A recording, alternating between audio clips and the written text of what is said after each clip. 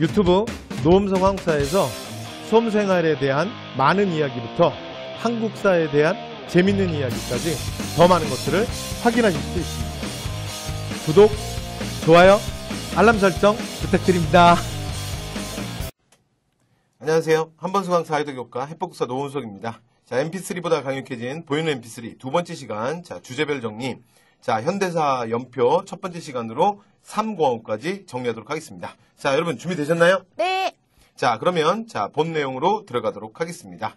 자, 첫 번째 현대사 주요 연표 정리. 자, 제1공화국 이승만 정부. 그러면 1950년대 이렇게 자, 꼭 기억하셔야 합니다.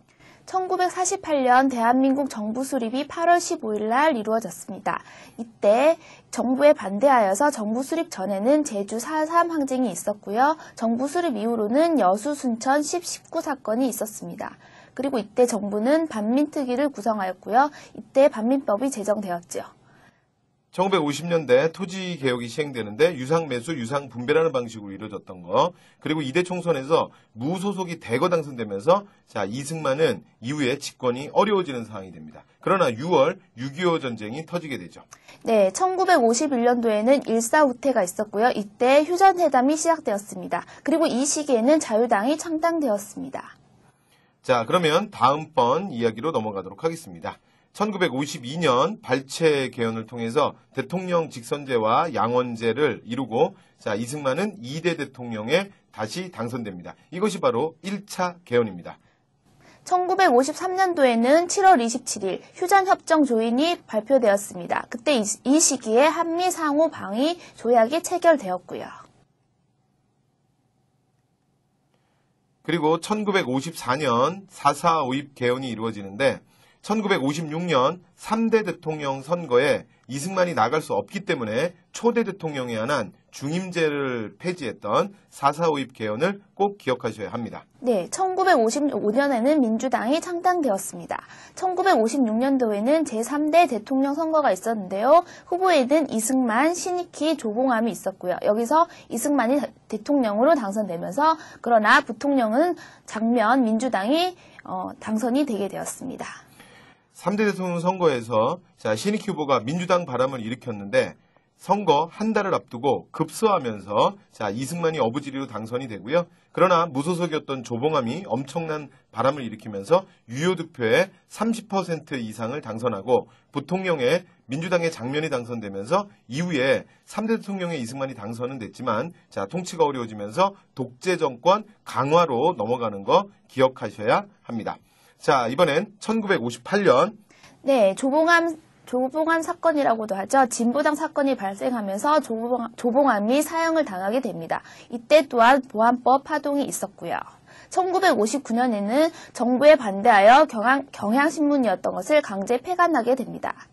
58년, 59년은 이승만 독재 정권이 강화되는 시기로서 기억을 하셔야 됩니다. 진보당 사건, 보안법 파동, 경향신문 폐간이 나오면 이승만 정권 말기적 현상이기 때문에 이승만 정부가 얼마 남지 않았구나 이렇게 생각하시면 됩니다. 1960년도에는 3월 15일 부정선거가 있었고요. 이것은 4.19 혁명으로 이어집니다. 이때 허정의 과도 정부가 세워졌고요. 3차 개헌을 주요 골자로 하여서 내각 책임제 개헌이 이루어졌습니다.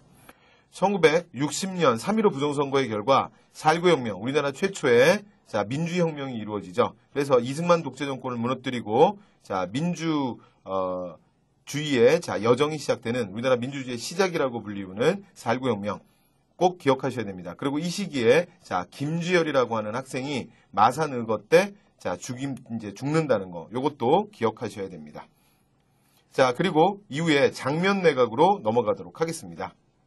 1960년도에 장면 내각이 성립되었습니다. 이때 제4대 대통령으로 윤보선이 취임되었고요. 민주당이 분당이 되었습니다. 그리고 민주화 통일운동이 높아짐과 동시에 정부에서는 소극적으로 대응하게 되었습니다. 그리고 경제개발 5개년 계획을 수립하기도 하였고요. 1960년 장면 내각은 9개월 만에 단명합니다. 자, 그러나 이때도 대통령은 있었다는 거 기억하셔야 됩니다. 구파의 대표였던 윤보선이 자, 대통령의 국회 간선에 의해서 취임이 됐고, 그러나 심파했던 장면 내각이라고 불리우는 이유는 실질적인 군대 통수권이라든가 내치권이 장면에게 있었기 때문에 윤보선 정권이라고 말하지 않고 장면 내각이라고 하는 거 기억해 두셔야 되고요. 정부 수립 이후에 민주당은 신민당과 분당을 되는 내환을 겪게 됩니다. 이 과정에서 사회 전체적으로 활발해졌던 민주화 통일운동에 대해서 적극적으로 대처하지 못하고 사회 혼란이 야기되죠. 경제개발 5개년 계획을 발표하면서 뭔가 변화를 꾀하지만 그러나 61년 일어나는 5.16 군사정변으로 장면 내각은 결국 무너지게 됩니다. 61년 5.16 군사정변으로 박정희가 나타나게 되죠. 이때 국가재건 최고회의를 통해서 군정이 설치되기 시작합니다. 62년도에는 경제개발 5개년 계획을 발표하였고요. 1961년부터 63년까지 군정기인데 경제개발 5개년 계획은 62년에 먼저 발표됐다는 거 기억하셔야 됩니다. 1963년 민주공화당이 창당되었습니다. 이때 박정희와 윤보선이 후보로 나왔고요. 이때는 제5대 대통령 선거를 통해서 박정희가 당선이 되었습니다. 그리고 이때는 제3공화국이 시작되었고요. 1963년부터 제3공화국이 시작이고요.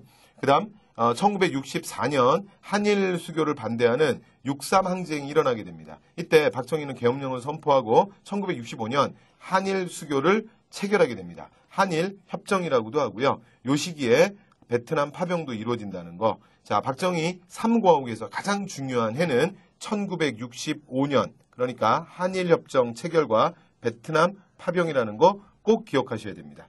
67년도에는 제6대 대통령 선거가 이루어졌습니다. 후보에는 박정희와 윤보선이 나왔었고요. 박정희가 당선되었습니다. 자, 그리고 나면 박정희는 5대, 6대 대통령으로서의 임기가 시작이 되고요. 71년 7대 대통령 선거에는 나올 수가 없죠. 자, 그래서 69년 다시 한번 6차 개헌을 감행하게 됩니다. 네, 6차 개헌을 통해서 삼선 금지 조항 삭제를 하였고요. 그래서 변칙 통과되었습니다. 1970년대 전태일 분신 사건과 새마을운동이 이때 시작된다는 것도 기억하셔야 되고요. 71년도에는 제7대 대통령 선거가 있었고요. 박정희와 김대중이 후보로 나왔고요. 여기서 그리고 국가 비상 사태를 선언하게 됩니다. 7대 대통령에 박정희는 당선되지만 그러나 이후에 정상적 통치가 어려워지면서 71년 국가 비상사태를 선언하게 됩니다. 그리고 72년 이제 유신으로 넘어가는 거죠. 자, 그러면 이제 유신 정권으로 들어가 보도록 하겠습니다. 네, 72년도에는 7.4 남북 공동 성명 발표가 있었고요. 유신 헌법을 선포하게 됩니다. 이때 통일주체국민회의라는 것을 통해서 대통령 간선제 임기 6년을 포병하게 되었지요. 그리고 긴급조치권, 국회 해산, 국회의원 3분의 2를 임명하는 권한을 가지게 됩니다. 이때 대통령에는 박정희가 다시 당선이 되었습니다. 72년 유신헌법 선포하기 전에 7.4 남북공동성명 먼저 발표하는 거 기억하셔야 됩니다.